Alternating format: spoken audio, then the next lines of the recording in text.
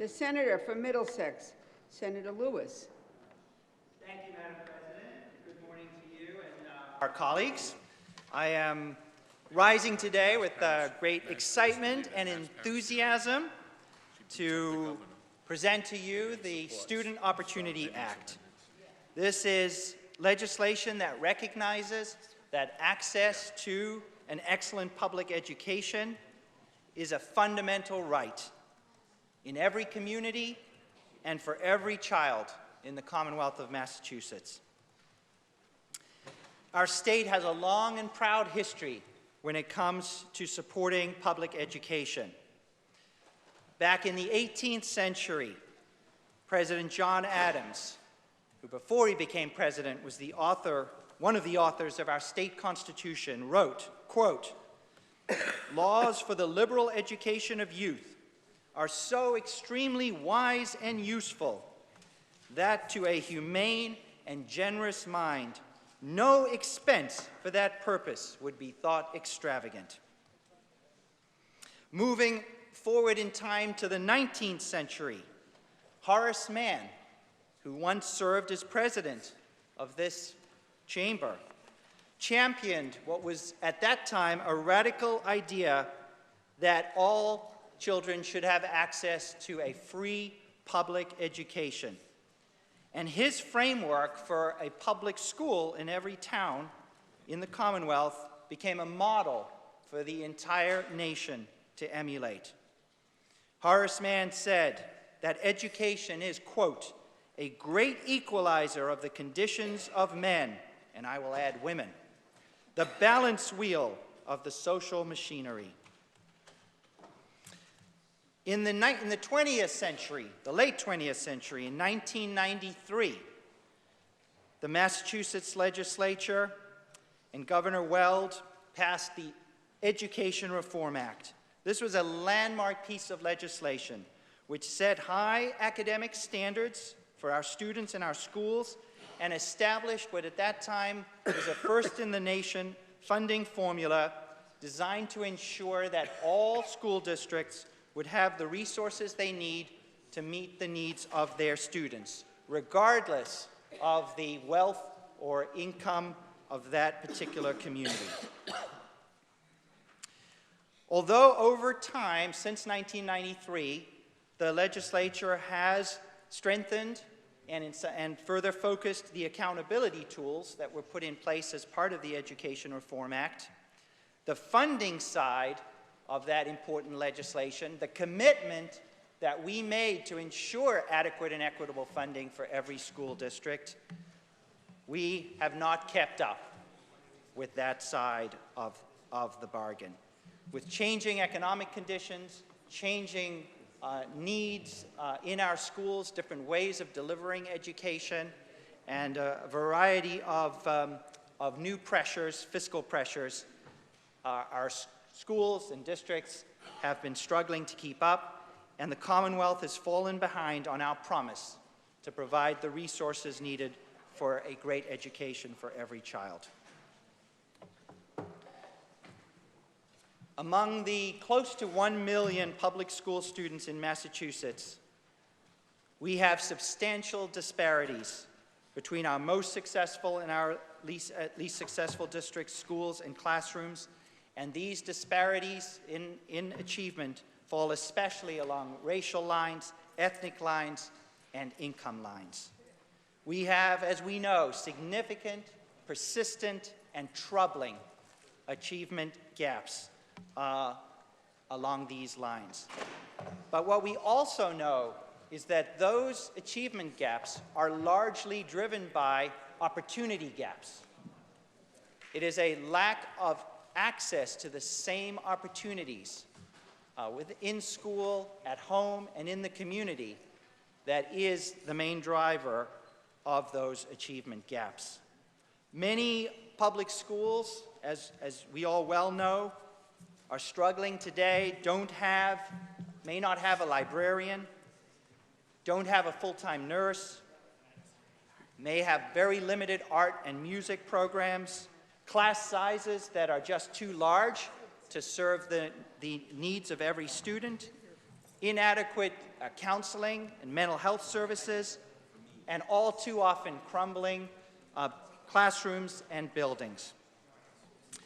I vividly recall speaking with a student, actually in my district at Malden High School, an amazing young woman, first-generation immigrant, and she told me how she learned to apply for college by watching YouTube videos over the summer before her senior year.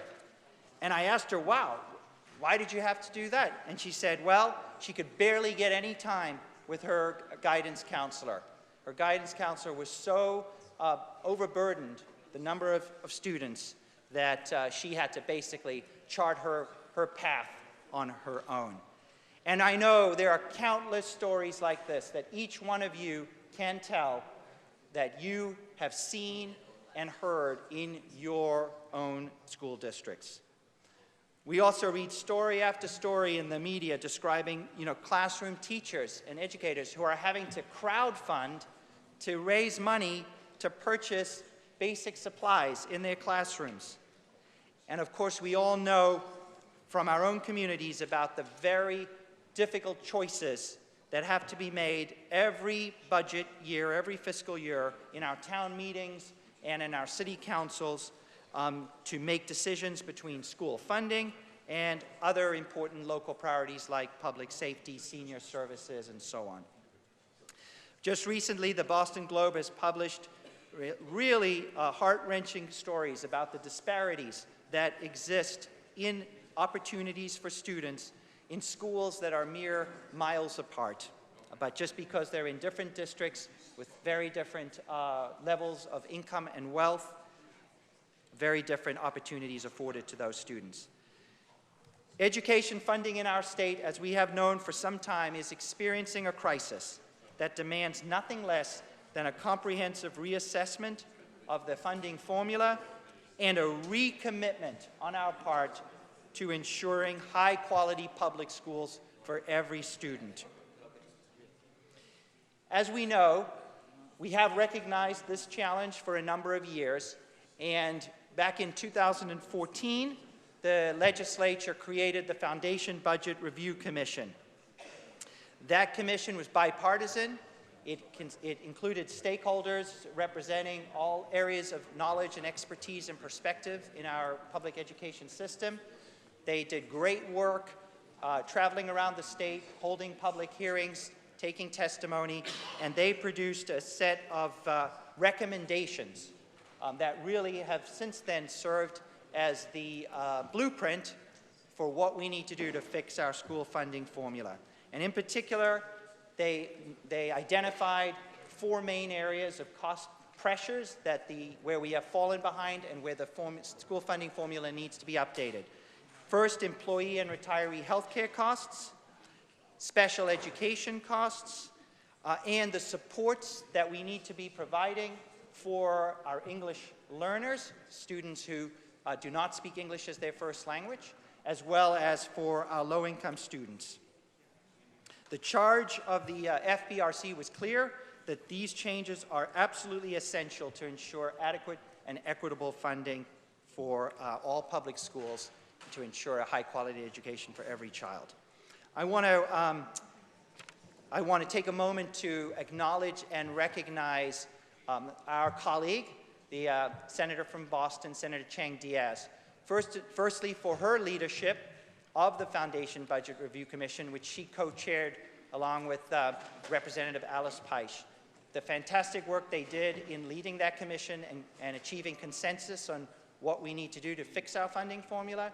And beyond that, I want to acknowledge and thank her for her many years of steadfast leadership on the issue of school funding and economic justice and equity when it comes to serving all students in the Commonwealth. So thank you, Senator Chang Diaz.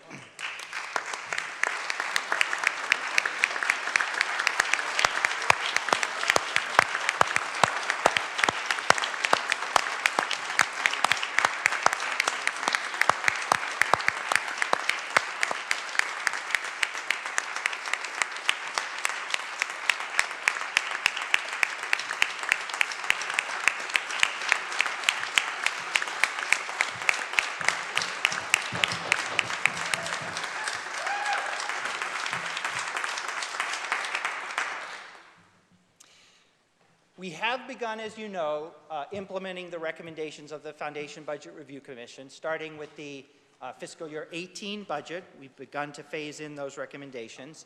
And most recently, in the fiscal year 20 budget, the Senate, along with our colleagues in the House and the Governor, made a very significant step forward in implementing all of the recommendations of the, or starting to implement all of the recommendations of the Foundation Budget Review Commission. And in doing so, we invested almost $270 million more in Chapter 70 funding in this year's budget than we did the prior year, as you're well aware. But we know that we have to go further. We need to enshrine the recommendations of the Foundation Budget Review Commission into our statutes so that we will ensure that going forward we will fully meet those recommendations, and we will provide the certainty and the predictability for our local communities and our school districts that they need. This session, with the privilege of serving as the chair of the Education Committee, it's really been an honor for me to have the opportunity to visit many of your districts, and I thank you so much for the invitations that you have given to me to come out and meet with your school committee members and your superintendents and your parents and your students and other community advocates, and to hear directly from them about what is happening on the ground in our schools and to really see that firsthand. That feedback, and I can speak for Representative Alice Peisch as well because we had the opportunity to visit many of your school districts together, that feedback has been invaluable in helping us to understand all of the challenges, both related directly to the foundation budget and to other issues and other challenges that our school districts are facing, and to take all of that input and use that to craft the Student Opportunity Act. So again, I want to thank all of our colleagues for your partnership in developing this legislation. I want to thank our colleagues in the House, particularly Representative Peisch, and I can assure you that this would not have been possible to reach this kind of consensus on legislation this complicated without the strong support of Speaker DeLeo and Senate President Spilka, and I am deeply indebted to them as well. So let me provide a brief overview of what is contained within the Student Opportunity Act. The headline on this legislation is that it will deliver an additional approximately $1.5 billion in new state aid to our local school districts over the next 7 years as the bill is implemented.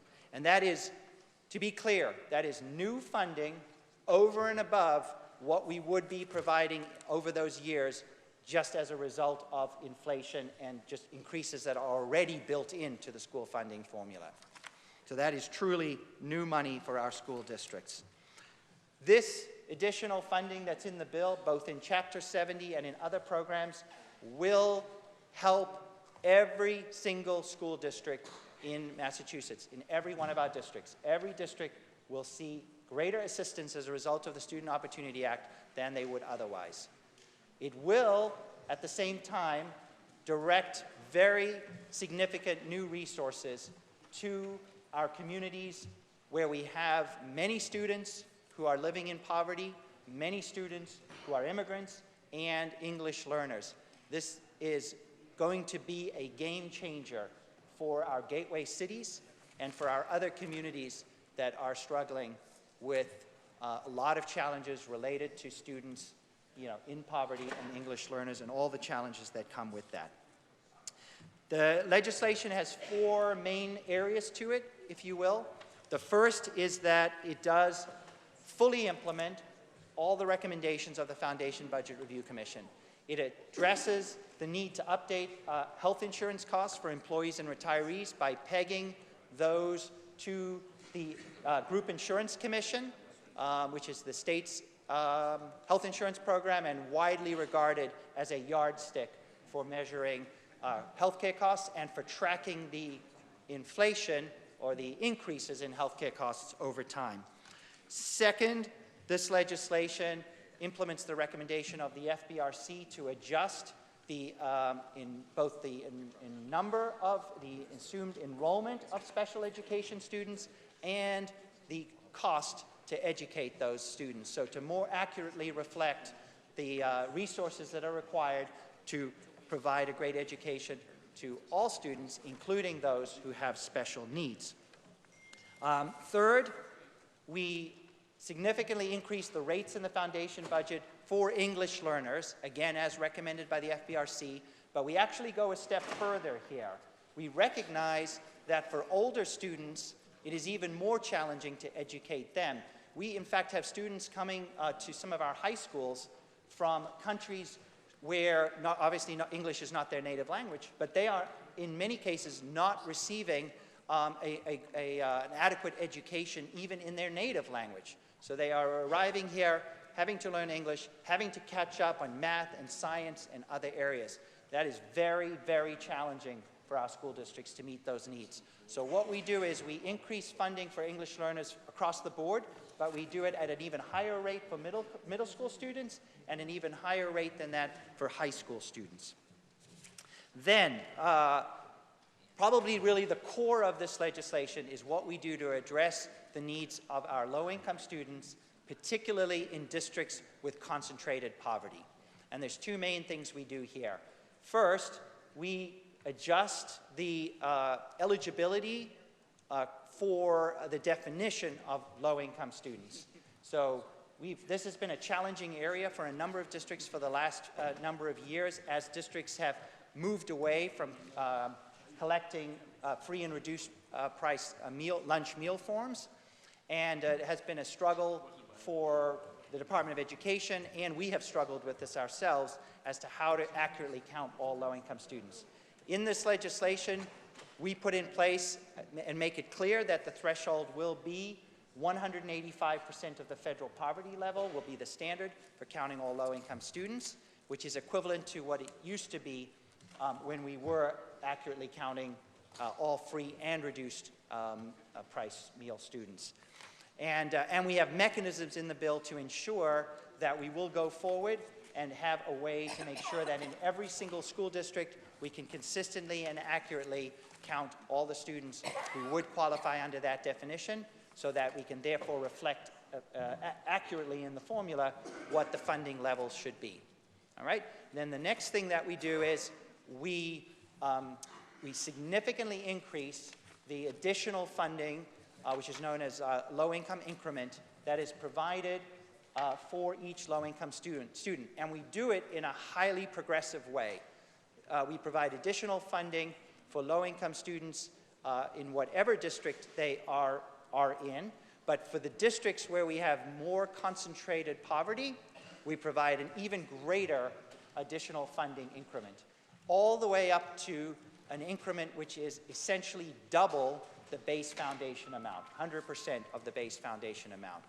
And we got there by looking at all of the best research on what it takes to overcome the significant deficits and challenges that our low-income students are facing, and what sorts of supports and resources and interventions and programs are necessary to help close those opportunity gaps.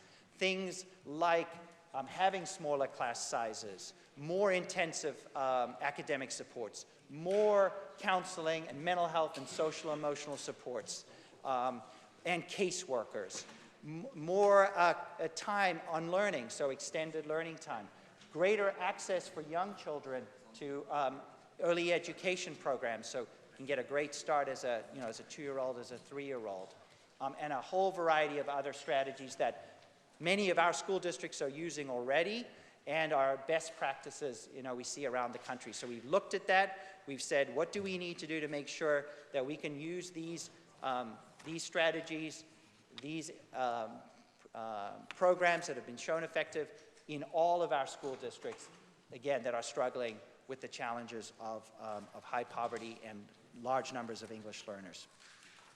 We believe that if this legislation is passed into law, we will have when it comes to how we deal and treat low-income students in our school finance system, we believe we will have the strongest and most progressive system in the entire country. In addition to implementing the recommendations of the Foundation Budget Review Commission and the additional Chapter 78 that will trigger for all of our districts, again, especially for those with large numbers of low-income students and ELs, we recognize that that is not enough. There are additional challenges that our districts are facing, whether they are urban districts, suburban districts, or rural districts. And so we do a number of additional things in this legislation that are designed to address those additional specific challenges that districts are facing. First, we increase the rates in the formula for guidance and psychological services. Basically, this is a recognition that social-emotional learning, counseling, and mental health supports are absolutely essential, and we know that we're seeing increased need from our students, even at young ages in elementary school across Massachusetts. So we need to help our school districts to be able to provide these supports. So we do address that in the legislation. Second, we recognize that when students leave a district to attend a charter school, that does put a significant financial pressure on the sending district. And in many, if not most cases, the district is not able to reduce its costs just because a student has left. Their cost structure is still the same. They now are having to pay tuition to a charter school, but are not seeing any reduction in most cases in their costs. As a result of that, we do provide, as you know, charter tuition reimbursements to our districts, but unfortunately, we have not been fully funding that account in our budget. And what this bill does is it commits us to a 3-year schedule to reach full funding of charter tuition reimbursements, so that those districts that do have large numbers of students who are attending charter schools at least will get some additional help with those managing those fiscal pressures.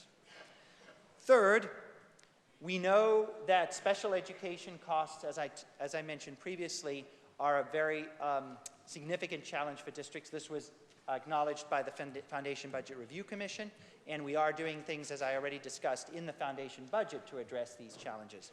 But we know that in particular for students that have greater needs and can't be served in the district, and they are attending schools out of district, that those costs can be extraordinary. I mean, they can be $100,000, $200,000 plus. Currently, we do have the special education circuit breaker, as you know, where the state reimburses 75% of those costs, but we don't currently allow transportation costs to be reimbursed. And we've heard time and again, I know you all have, time and again heard from your school committees and superintendents and local officials that those costs are very high, even in some cases can be as high as instructional or tuition costs, and our school districts need help. So in this legislation, for the first time, we will be including out-of-district transportation costs into the special education circuit breaker. And we are going to be phasing that in over the next 4 years. The last thing we do in this area of the bill is that we recognize that there are many of our schools and districts that are in need of upgrading and improving and renovating their school facilities, whether that is new science labs that they need, or a failing roof or boiler, or many other needs that our schools have to be able to provide a first-class 21st century education to our students. So what we do in this bill is we significantly increase the annual spending authorization for the Massachusetts School Building Authority.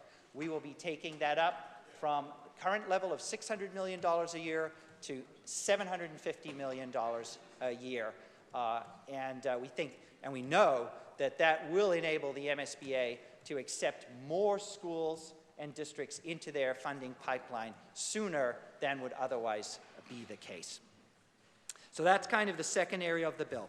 The third area of the bill are some additional steps we take to maximize the impact of this new funding on reaching the students who need it the most, low-income students and English learners, and making sure that we do close these opportunity gaps as much as we can and help to those students and those schools to achieve their full potential. So we do a number of things here. First, we establish what we're calling a 21st Century Education Trust Fund. We anticipate funding this with $10 million a year, and this will be flexible funding. It'll be overseen by the Commissioner of the Department of Education with an advisory council. Districts will be able to seek funding, and they will be able to use that for creative ways to address two major types of issues. First, again, ways to help close opportunity gaps and achievement gaps, particularly in our districts with large numbers of low-income students, and very importantly, for our rural districts and districts that are struggling with declining enrollment, this will be a way to help support innovative programs, to share resources, more collaboration across districts, and potentially consolidation of smaller districts. So this will be another tool that we will now have to help, particularly in central Massachusetts, western Massachusetts, parts of the Cape and elsewhere, where school districts want to work together. We've seen some great proposals, but they need some seed money to kind of help get that off the ground. This will be a way to support those efforts. The next thing we do is we require that all school districts should put together a public plan with the input of educators, parents, community members, and others in a public way, so that we know that district, every district has thought through how they are going to address the unique challenges of that district. And in particular, how we're going to ensure again that the great challenges that are faced by so many of our low-income students and English learners, that we really are going to do everything possible to close those gaps and help those students to succeed. So there's language in the bill to ensure that those plans are thorough and complete, but we do not include any provisions that would hold back any funding from school districts, whether that's grant money or Chapter 70 money, as a result of these plans. We do not include provisions like that and don't intend to. Next, we do want to better understand how our students are doing after they graduate high school. We have a lot of anecdotal data on that in terms of their success enrolling in 2- or 4-year college or entering the workforce, but we want to get much better, a much deeper understanding of how every school district and every high school is doing in terms of preparing our students for success in college and careers after they graduate. So we're going to be starting to gather and analyze and publish data on that, so we'll be able to identify, what programs and what initiatives in our high schools are really effective, not just in ensuring that students can graduate high school, but that once they enroll in our community colleges or our 4-year colleges or enter the workforce, that they're going to be successful. So that, again, is an important part of our overall approach to success, even outside of the K-12 system. Lastly, we do implement another recommendation of the Foundation Budget Review Commission, which is to have a data advisory commission established, and we have a variety of different expertise and different perspectives that will be part of this commission, and their charge will be to look at all of the data that we are collecting today, make sure it's not duplicative, make sure it's useful, and then ways that we can use that at the state level, the district level, and even down to the individual school level to make good decisions about how we use our resources and how we, again, ensure that we get the best possible outcomes for our students. The last area of the bill is that, just like any piece of legislation, we think it's a strong bill. I hope you'll agree and support it. But we recognize there's some further work that needs to be done. And in particular, we recognize that our schools in the rural parts of the state and others that have declining enrollment face very significant challenges, in both fiscal challenges and also how they are able to develop a high-quality curriculum and program to meet the needs of their students. So we do create a special commission, and that commission will work over the next year to take feedback from all of our districts and communities that are facing these challenges, and we are expecting that that commission will deliver further recommendations, potentially around finance, but also around issues of governance and ways to support greater collaboration among and between school districts to, again, allow them to do the best possible job serving all students. The other thing we do in this section of the bill is we recognize that the main focus of this bill is to update the foundation budget, which determines, again, what an adequate and equitable education is for every student. The other side of the Chapter 70 formula calculates what share of the foundation budget each municipality is expected to contribute, and therefore what the state share will be. We know there are some questions and concerns that have been raised around various aspects of how that part of the formula works. And although we don't have a consensus yet as to specific changes we need to make there, we are directing the Department of Education together with the Department of Revenue to report back to us on a variety of specific issues that need further analysis. And we expect to get that report back next year as well. So if necessary, we can take further action to make additional changes to the school funding formula. In wrapping up, I do want to offer my thanks and a really deep gratitude to the many individuals and organizations that have contributed immeasurably to the development of this legislation.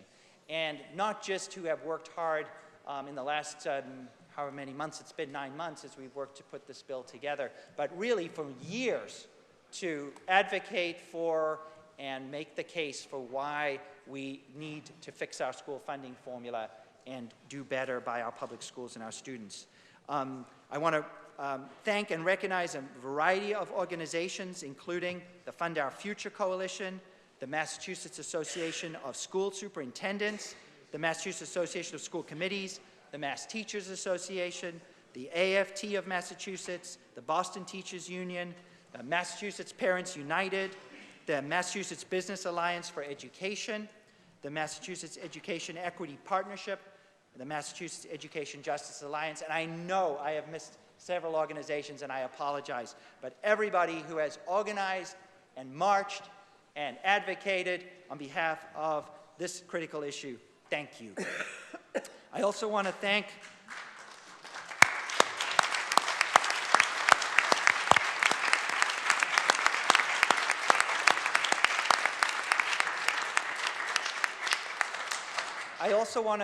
the countless local officials in our communities, our school committee members, our select board members, and our city councilors, and our mayors, and our finance board members, and our PTO members, and all the others who, again, have been so essential to this process. And we hear from these folks every day and have such great respect for them. So many of them serve as volunteers. They give tirelessly of themselves to the benefit of our schools and our students. And their input and feedback, I can assure you, has been heard and is reflected in the Student Opportunity Act, so thank you. Also want to recognize and thank the Department of Elementary and Secondary Education, and particularly Commissioner Jeff Riley, Deputy Commissioner Jeff Wolfson, Jessica Leitz, Rob Hanna and Rob O'Donnell, and others at the department who have been great partners as we have worked on this legislation and as we have modeled different kinds of changes to the foundation budget and what impact that is likely to have. We could not have done this without them. And of course, I want to thank lastly our legislative colleagues, my colleagues here in the Senate chamber, first and foremost, the senator from Boston, Senator Cheng Diaz, but everyone who has again been so instrumental to this, and our colleagues in the House as well, and particularly my co-chair on the Education Committee, Representative Alice Peisch, who's been a fantastic partner working our way through all of these issues, visiting schools, districts together, meeting with so many different stakeholders together, listening, learning, and drafting the legislation. And I want to thank, for their very strong support and counsel, the chair of the Ways and Means Committee and the Senate President, without whom we could not have put this legislation together. We are deeply indebted and grateful to the Senate President for her work on this issue. Thank you. And finally, I want to thank the, one more finally, the Senate's, the staffers in the Senate, because as we know, We would not be able to do our work without them, and it's been really a team effort to pull this together, to research, to draft the legislation, and to roll it out. I want to thank Megan Callahan and Chris Marino from Senate Ways and Means. I want to thank Doug Howgate and Sarah Blodgett and Antonia Caban from the Senate President's Office. And then from my office, I want to deep gratitude to Dennis Burke, Zach Crowley, Tom Dalton, Lizzie Tran, and Emily Granoff for all the work that all of you have done and continue to do on this legislation. So thank you all. Our Commonwealth's strong commitment to high-quality public schools has produced a highly educated population in Massachusetts, probably the most highly educated of any state in the nation, and has enabled us to have a dynamic 21st century economy. Passing the Student Opportunity Act today will mark another bold step forward for public education in the Commonwealth of Massachusetts and will set a course for greater academic and life success for today's students and future generations. Madam President, I urge our colleagues to support this important legislation today. Thank you very much.